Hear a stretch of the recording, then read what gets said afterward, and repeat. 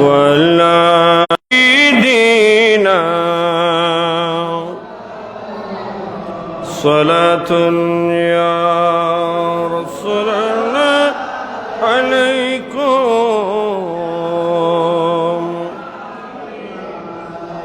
عجب رنگ پر غیب بہادی مدینہ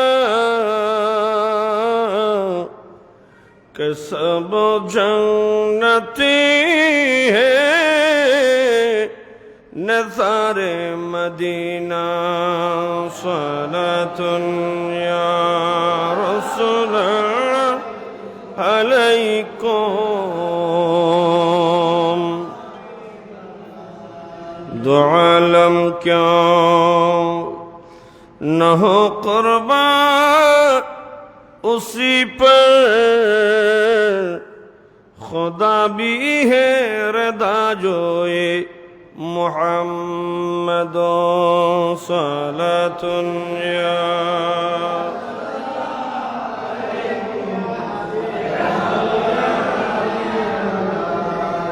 بسم الله الرحمن الرحيم يا بني أقم الصلاة وأمر بالمعروف وأنه عن المنكر واصبر على ما أصابك إن ذلك من عزم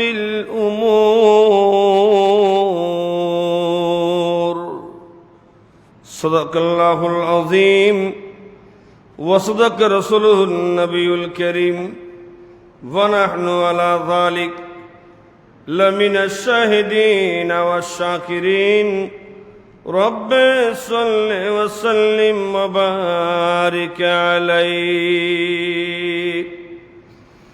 তোমাকে সপিতে মোর মন চায় গো নবীজি তোমার নামে শুধুই গুনগুন গাই তোমাকে সপিতে মোর মন চায় গো নবীজি তোমার নামে শুধুই গুনগুন গাই পাগল হতে পারি নাই কেমনে তোমার দিদার চাই তারপরে মন গোলাম হতে চাই নবী তুমি ছাড়া কে আছে তুমি বিনে জীবন মিছে তুমি ছাড়া কে আছে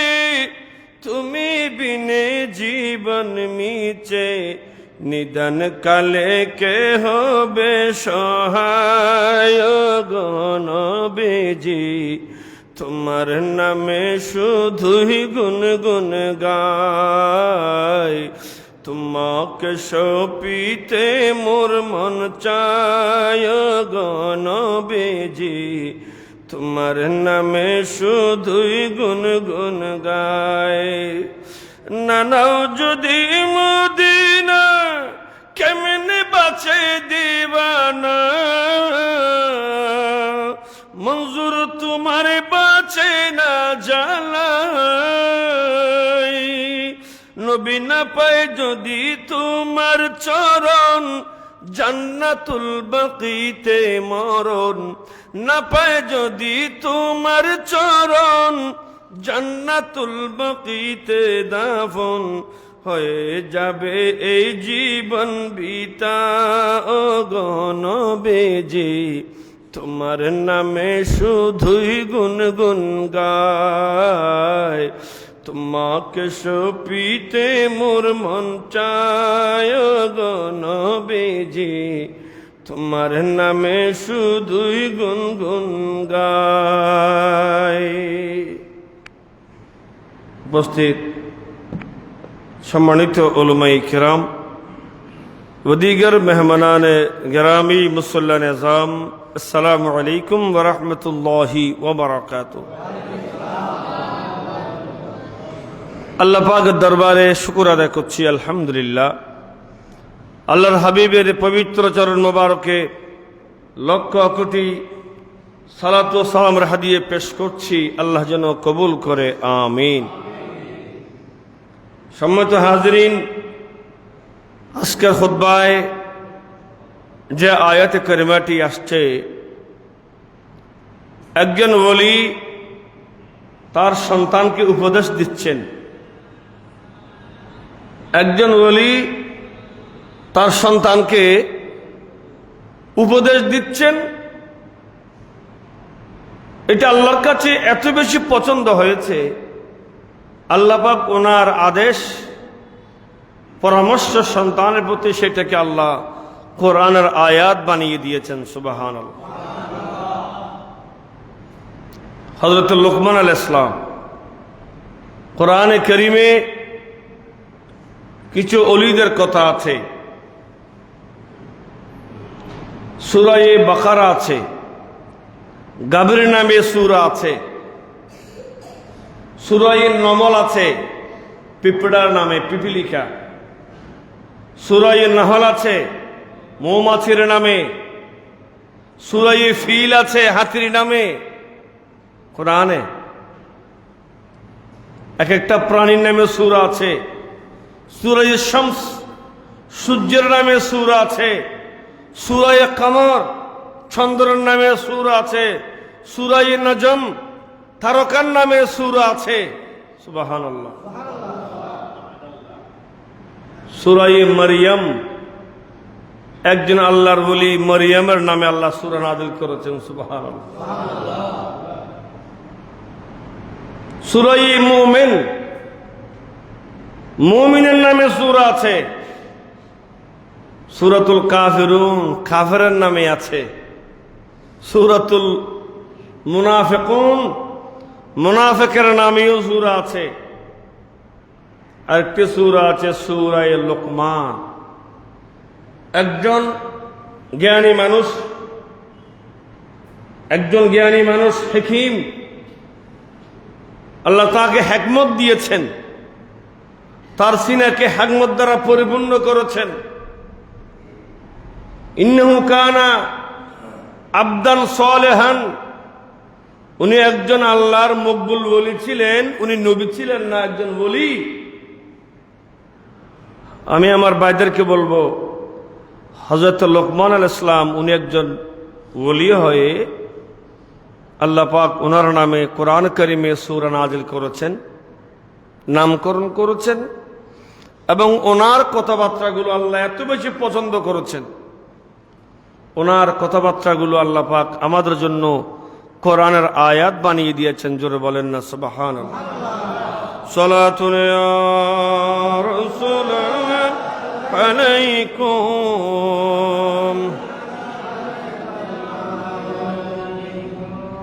হযরত লুকমান 1000 বছর আগের একজন, অনেক আগের একজন হাকিম ছিলেন, আল্লাহর ওলি ছিলেন। উনি বলছেন, ইন্নী খাদামতু 4000 মিনাল আম্বিয়াই। হযরত লুকমান বললেন, আমি 4000 নবীর সাক্ষাৎ পেয়েছি। কয় হাজার? 4000। হযরত লুকমানে 4000 নবীর সাক্ষাৎ পেয়েছে। নবীগুলো আল্লাহর মনোনীত, পৃথিবীর সেই যুগের শ্রেষ্ঠরাই আল্লাহর নবী বানিয়ে পাঠায়। সুবহানাল্লাহ। হযরত লুকমান আলাইহিস সালাম বলেন, ইন্নী খাদামতু 4000 মিনাল আম্বিয়াই। লুকমান আলাইহিস সালাম বলেন, 4000 নবীর আমি সাক্ষাৎ পেয়েছি। আমি লুকমান 4000 নবীর সেবা করেছি। মানুষ জানলা চলে, তার থেকে কিছু কাজকর্ম উনি শিখে। লুকমান আলাইহিস সালাম বলেন, 4000 নবীর সাক্ষাৎ পেয়েছি, আমি খেদমত করেছি। খেদমত করার জন্যে আমার সুযোগ হয়েছে। আমি 4000 নবী থেকে আমি আটকানা কথা আমি শিখে রেখেছি আমার জীবনের জন্য। জোরে বলেন না সুবহানাল্লাহ। দামি দামি আটকানা বক্তব্য আমি নোট করেছি। লুকমান আলাইহিস সালাম বলেন, ১৫ নম্বর হলো নবীরা বলতেন, ইন কুনতা ফিস সালাত ফাহফাজ কালবাক। এ লোকমান, যখন তুমি মওলাকে ডাকার জন্য যখন তুমি নামাজে দাঁড়াবে, তখন তুমি তোমার কলবটাকে রশি দিয়ে ভালো করে বেঁধে রাখবে, যেন কলব মসজিদ থেকে তোমার ঘরে আর বাড়িতে না যায়। রাতে নামাজ মজা খানো লাগে, প্রত্যমাসী নামাজ খুদ আরে সেজদা দি বললাই খেয়াল দিয়ে বাজারত বেচা কিনে খুদ্দুর রাজি হয় না। এক মন নাই, লা সালাতা ইল্লা বিহুজুরিল কলবে। আমার নবীজি বলছেন, হুজুরে কলব, কলবটা কি এখানে রেখে বেঁধে রেখে যদি কেউ নামাজ পড়ে তার নামাজ হবে, আর যে নামাজ পড়তে আসলো কলব বাইরে রেখে আসছে তার নামাজের কোনো ফায়দা সে পাবে না। লুকমান আসলাম বলেন, নবীরা আমাকে ৮টি কথা শিক্ষা দিয়েছে, ৪,০০০ আম্বিয়া কিরাম থেকে শিখেছি। প্রথম নম্বর হলো, ইন কুনতা ফিস সালাতি ফাহফাজ কালবাক। যখন তুমি নামাজে যাবে, যখন নামাজে যাবে তখন কলবটাকে ভালো করে এমন ভাবে বেঁধে রাখবে যেন তোমার কলব তোমার সাথে থাকে, ওই কলব নিয়ে আপনি নামাজ আদায় করতে পারেন। मिलता है क्या नमाज में सजदे में जाके देख ले, मिलता है क्या नमाज में सजदे में जाके देख ले। আশিক বলছে, নামাজে কি পাওয়া যায়, একটু মৌলার প্রেমে সিজদা দিয়ে দেখো নামাজে কি পাওয়া না যায়। গোটা দুনিয়ার সমস্ত নিয়ামত আল্লাহ মুসল্লিকে সিজদার মধ্যে দান করে। জোরে বলেন না সুবহানাল্লাহ। হাত্তাকে আমার নবীজি এমনও বলেছেন, ইন্নাল মুসাল্লিয়া ইউনাজি রাব্বাহু।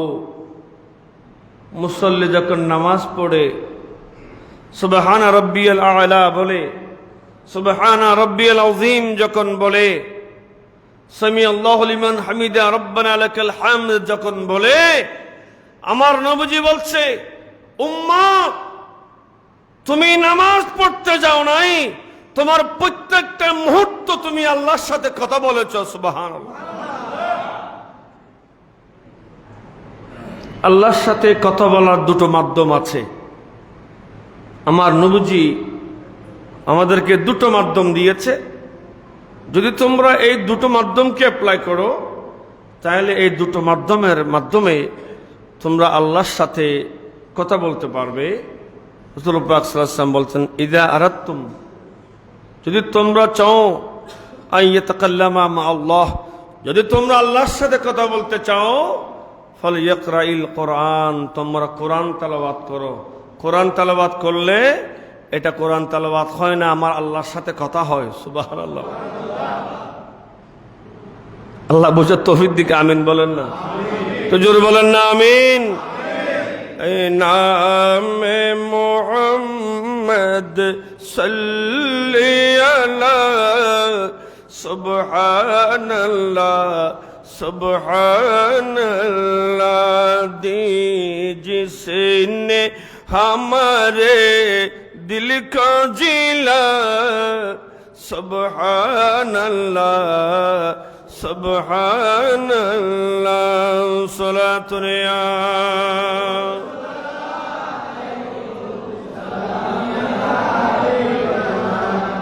कुरान ने उठा कर दिखला जरा, मालूम तुझे हो जा जाएगा है कौले मोहम्मद कौले खुदा कौले मोहम्मद कौले खुदा सुब्हानल्लाह सुब्हानल्लाह सलातुल्लाह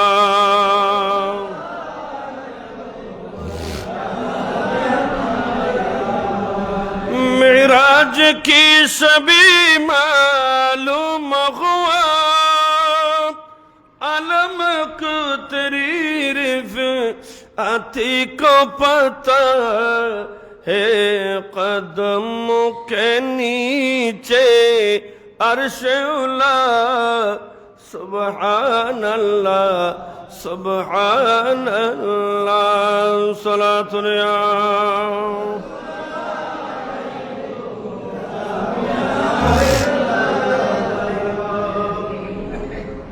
मिलता है क्या नमाज में सिजदा में जाके देख ले नमाज की मिले तुम्हें सजदा গিয়ে দেখো যে সজদা গিয়ে ইমাম হোসেন রাদিয়াল্লাহু তাআলা আনহু এমন সজদা দিলেন তলোয়ারের নিচে গোটা দুনিয়া ইমাম আলী মাকামের কদমের নিচে আসলো আমার রাসূল পাক সাল্লাল্লাহু আলাইহি ওয়াসাল্লাম বলছেন হুসাইন জান্নাতের পরিচালক জোরে বলেন না সুবহানাল্লাহ নামাজ অত্যন্ত এমন একটা নিয়ামত আমার নবী আল্লাহর পক্ষ থেকে যে নামাজ আমাদেরকে এনে দিয়েছেন ওই নামাজ এমন একটা মাধ্যম আমার আল্লাহ চাই আমি অনেক ভালোবেসে আমি আমার বান্দাদের বানিয়েছি আমি চাই আমি আমার বান্দার সাথে দৈনিক 5 বার কথা বলবো সুবহানাল্লাহ এই আল্লাহ কথা বলার জন্য একটা সিস্টেম দিয়েছেন নামাজ আমাদেরকে অনেক লম্বা বক্তব্য হযরত আব্দুল্লাহ ইবনে মুবারক যিনি ইমাম আজমের উস্তাদ ছিলেন ইমাম আজমের উস্তাদ উনি বড় আলেম ছিলেন উনি যখন ইন্তেকাল করলেন উনি বড় আলেম বড় ওলি উনি ইন্তেকালের পরে ওনাকে এক আলেম সে যুগের স্বপ্ন দেখলেন আব্দুল্লাহ বিন মুবারক জান্নাতের বাগানে ঘোরাফেরা করছে জান্নাতের নিয়ামত খাচ্ছেন সুবহানাল্লাহ বলেন আব্দুল্লাহ বিন মুবারক জান্নাতের বাগানের ভিতর আছে জান্নাত ঘুরে ঘুরে উনি জান্নাত দেখছেন আর আনন্দ করছেন যে আলেম স্বপ্ন দেখলেন উনি বলেন ও আব্দুল্লাহ বিন মুবারক রব্বুল আলামিন তোমাকে তোমার আমলের বদলা দিয়েছে সারা জীবন কষ্ট করেছো ইলম শিক্ষা দিয়েছো ইবাদত করেছো কয় হ্যাঁ দিয়েছে তো জান্নাত কেমন লাগে কয় জান্নাত তো অত্যন্ত ভালো তবে আমি আব্দুল্লাহ বিন মুবারককে আল্লাহ যে জান্নাত দিয়েছে এই জান্নাতের চাইতে কোটি গুণ বড় জান্নাত আল্লাহ দিয়েছে আমার এলাকার একজন খামারকে জোরে বলেন না সুবহানাল্লাহ খামার মানে দা বানাদে খামাজ্জে দা বানায় খামার আমাকে যে জান্নাত দিয়েছে এটা হচ্ছে কোটি গুণ বড় জান্নাত হলো ওই খামারের আলেম তো আশ্চর্য হলেন আলেমের গুম বাংলো বুঝলেন বড় আলেম হলে জান্নাত দিবে ঠিক আছে তবে আলেম হওয়া লাগে না মৌলার সাথে প্রেমের সম্পর্ক আপনি তৈরি করে নেন আলেম হওয়া লাগে না ইলম তো আপনার সিনের ভিতরে আসবে আল্লাহর পেয়ারা হয়ে ওলি হয়ে যাবেন জোরে বলেন না সুবহানাল্লাহ আমি গত 2 জুমা আগে বলছি নিজকে স্বর্ণের মানুষ বানাতে চেষ্টা করুন স্বর্ণ আপনার থেকে বের হবে স্বর্ণ আপনার মুহতাজ হবে আপনাকে স্বর্ণের মুহতাজ হওয়া লাগবে না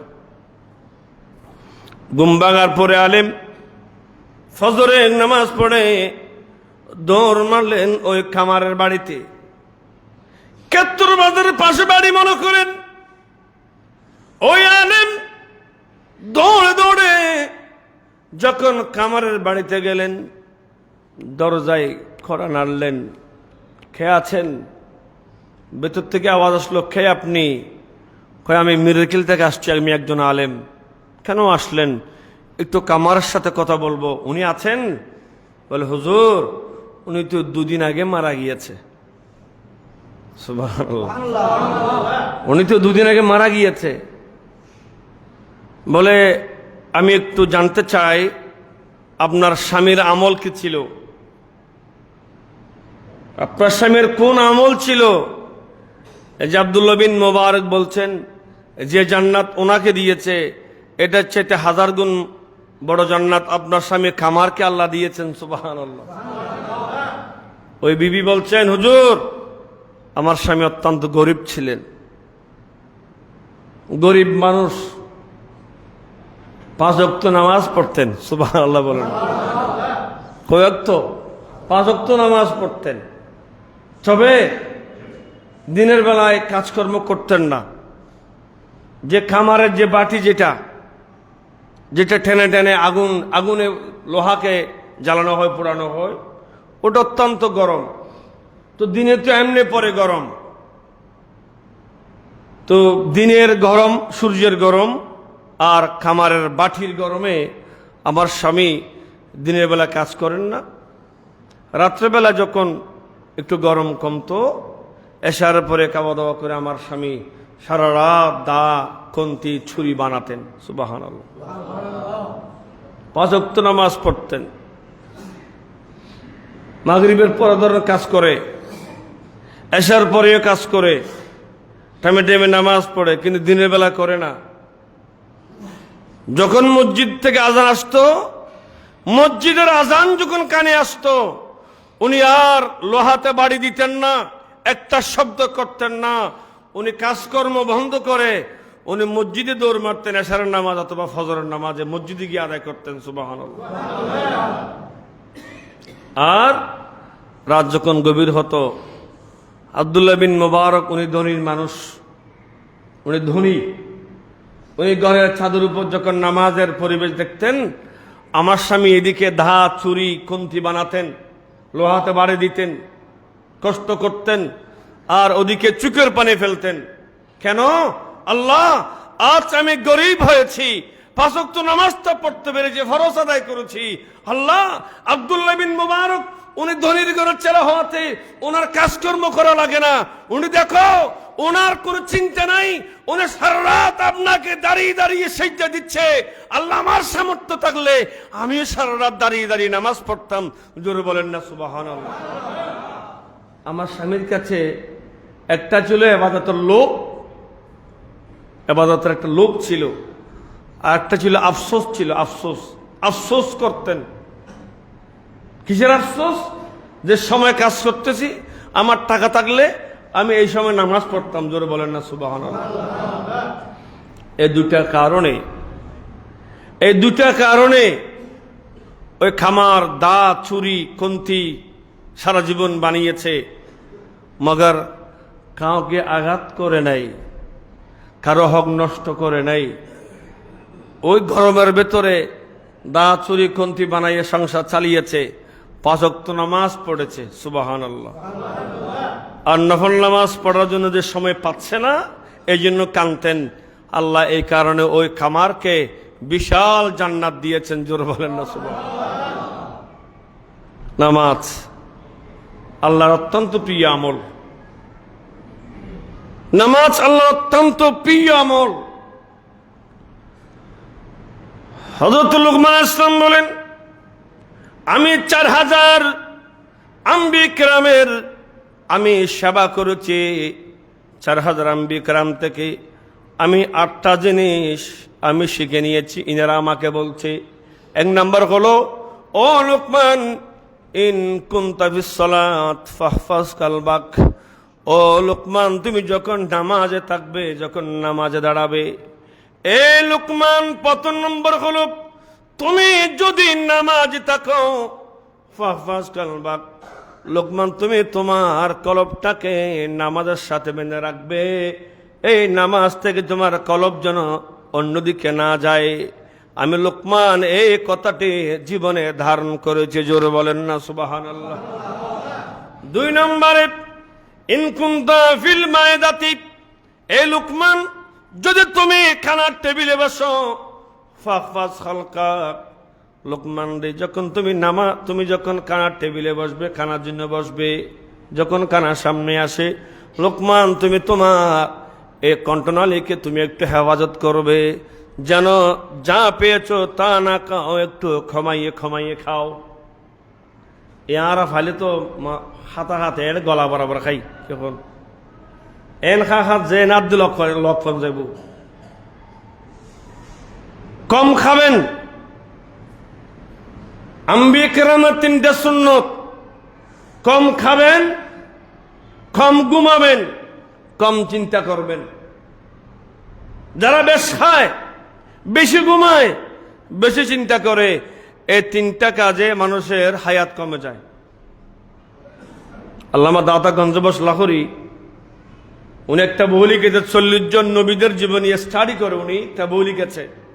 কোনে বলছেন 40 জন নবী থেকে আমি 3টা জিনিস পেয়েছি: কম খাওয়া, কম ঘুমানো এবং কম চিন্তা করা।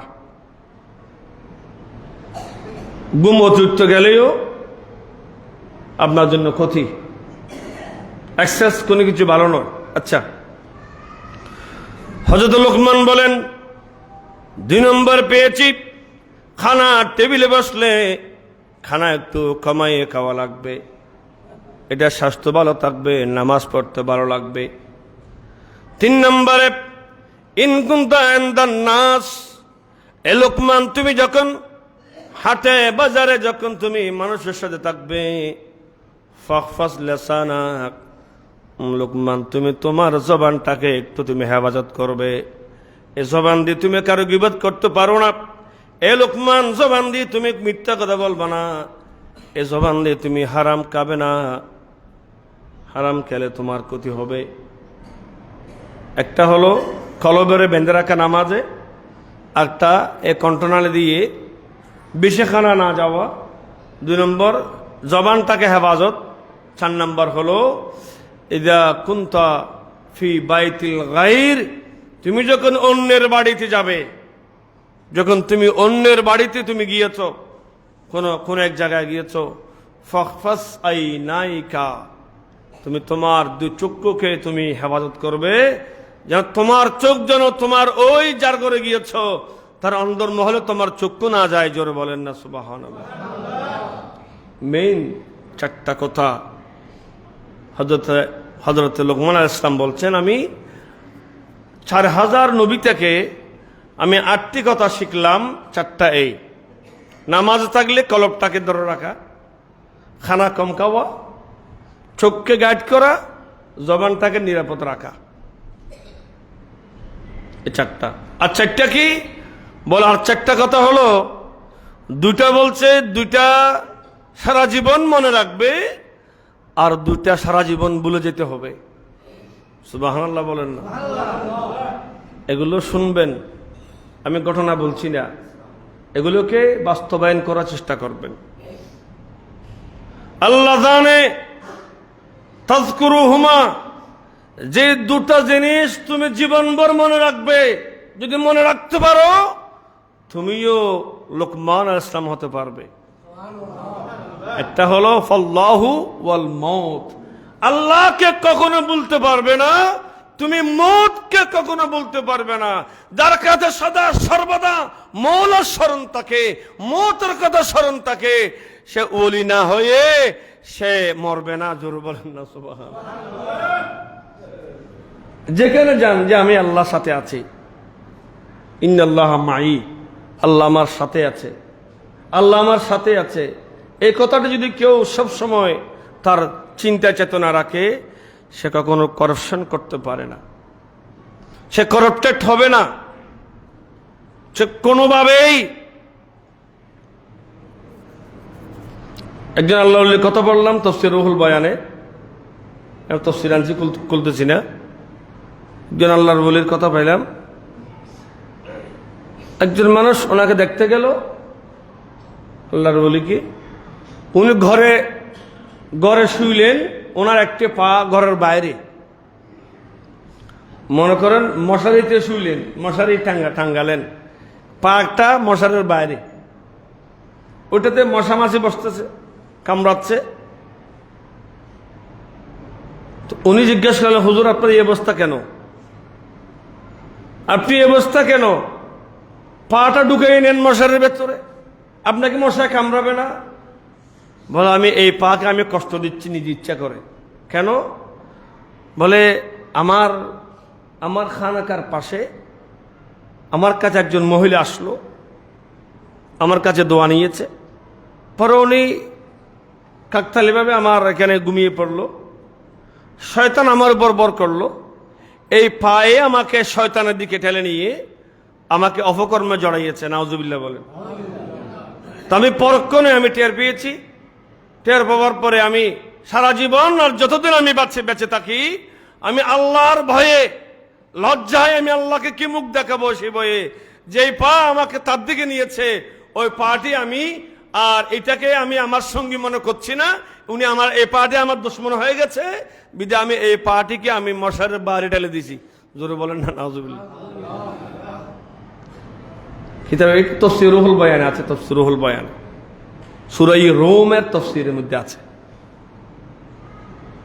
তো বলিরে সেই বলে, তুমি যদি দুটো জিনিসকে জীবনভর মনে রাখো তাইলে আপনি কখনো পথভ্রষ্ট হবেন না। একটা কি? ফাল্লাহু ওয়াল মউত, আপনি মৌতকে স্মরণ করতে হবে আর আল্লাহকে অবশ্যই আপনার স্মরণে রাখতে হবে।